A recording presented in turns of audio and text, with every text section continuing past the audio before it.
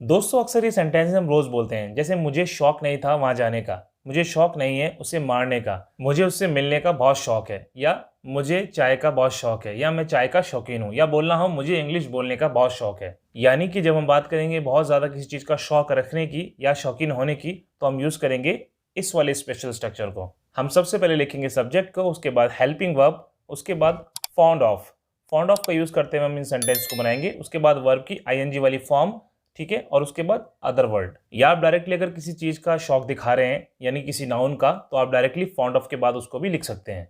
तो चलिए बहुत अच्छे अच्छे एग्जांपल देखते हैं जिससे आप इजीली इसको सीख पाओ। जैसे मुझे बोलना हो मुझे शौक नहीं था वहां जाने का, I was not fond of going there. I was not fond of going there. मुझे शौक नहीं है उसे मारने का, I am not fond of beating him. I am not fond of beating him. मुझे इंग्लिश बोलने का शौक है, I am fond of speaking English. I am fond of speaking English.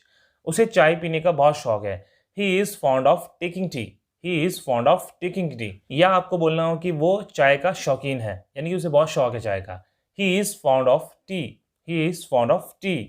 है ना दोस्तों कितना यूजफुल और इजी। इसको भी आपको बहुत अच्छे से बोलना है, इट साउंड ग्रेट। अब दो एग्जांपल्स आपकी प्रैक्टिस के लिए, उनको आपको कमेंट में जरूर लिखना है।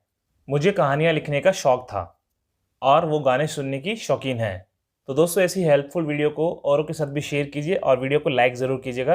और अगर आपने अभी भी चैनल को सब्सक्राइब नहीं किया तो चैनल को सब्सक्राइब कर लीजिए, क्योंकि हम आपके लिए ऐसी वीडियोस रोज़ लाते हैं। बेल आइकन को ऑल ज़रूर कीजिएगा जिससे आपको सारी नोटिफिकेशन टाइम पर मिलती रहे। चलिए मिलते हैं नेक्स्ट वीडियो में। जय हिंद, बाय बाय।